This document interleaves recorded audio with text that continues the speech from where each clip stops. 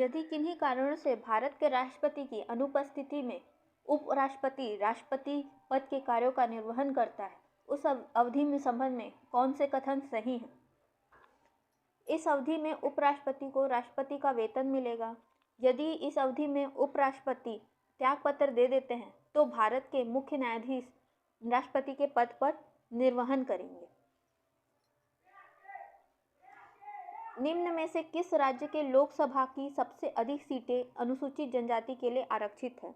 उत्तर है इसका मध्य प्रदेश। मध्य प्रदेश में सबसे ज्यादा लोकसभा सीट अनुसूचित जनजातियों के लिए है। तीसरा क्वेश्चन देखेंगे, निम्न में से कौन सी समिति लोकसभा के अधीन नहीं आती है? यहाँ पर मैं आती है उसको देख रहे हैं। समिति लोकसभा के अधीन आती है। सामाजिक न्याय एवं अधिकारिता संबंधित समिति, शहरी विकास संबंधित समिति, श्रम संबंधित समिति, ये सब हमारे लोकसभा के अधीन आने वाली समितियां हैं।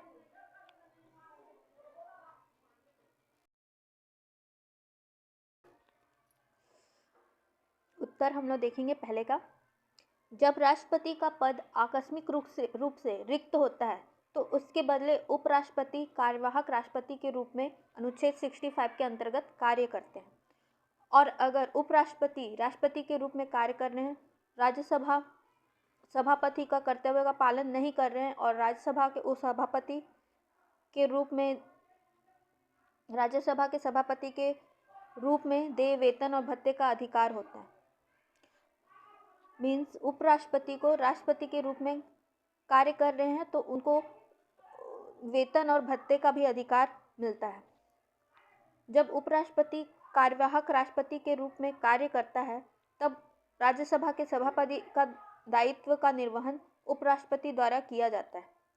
कार्यवाहक राष्ट्रपति के रूप में कार्य करने के दौरान उपराष्ट्रपति को ही वही वेतन भत्ते विशेषाधिकार प्राप्त होते हैं जो राष्ट्रपति को प्राप्त होते हैं। और अगर उपराष्ट्रपति राष्ट्रपति का कार्य नहीं करता है तो उसके बदले मुख्य न्यायाधीश वह कार्य को आगे कार्यवाहक राष्ट्रपति के रूप में कार्य करता है। इसके बाद हम अगला क्वेश्चन देखते हैं। मध्य प्रदेश में लोकसभा की सबसे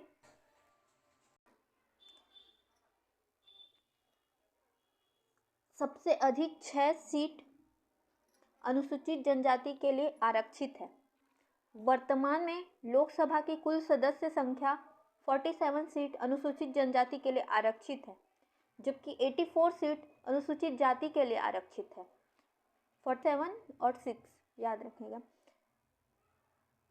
104वां संविधान संशोधन अधिनियम 2019 अनुच्छेद 334 संशोधन पर लोकसभा तथा विधानसभा में अनुसूचित जनजाति के आरक्षण को 10 वर्ष के लिए बढ़ा दिया गया था।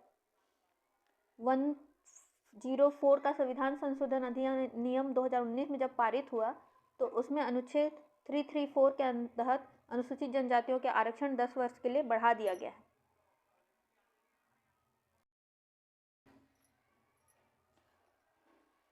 अगला क्वेश्चन देखते हैं। स्वास्थ्य और परिवार कल्याण संबंधित समिति जो स्थायी समिति होती है लोकसभा के अधीन नहीं बल्कि राज्यसभा के अधीन आती है। स्थायी समितियां राज्यसभा के अंतर्गत, और समिति के अंतर्गत स्वास्थ्य और परिवार कल्याण, आयुर्वेद, योग, प्राकृतिक चिकित्सा, यूनानी, सिद्ध एवं हेमोपैथी, आयुष मंत्रालय के विभाग आते हैं। जबकि सामाजिक न्याय अधिकारिता संबंधित समिति, शहरी विकास समिति, श्रम संबंधित समिति लोकसभा के अधीन आती है। शहरी विकास समिति, श्रम समिति लोकसभा के अधीन आती है।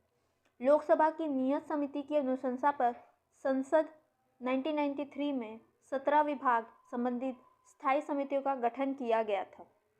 इसमें 2004 वर्ष में बढ़ाकर 24 कर दिया गया था। इन स्थायी समितियों का मुख्य उद्देश्य संसद के प्रति कार्यपालिका को अधिक उत्तरदायी बनाना है। इन समितियों का कार्यकाल 1 वर्ष का होता है। यहाँ पर हम देखेंगे लोकसभा के अंतर्गत कौन कौन से समितियाँ आती हैं। तो उसमें हमारा सामाजिक न्याय अधिकारित संबंधित समिति होती है, शहरी विकास समितियाँ होती हैं, श्रम संबंधित समितियाँ होते हैं जो अस्थायी होते हैं।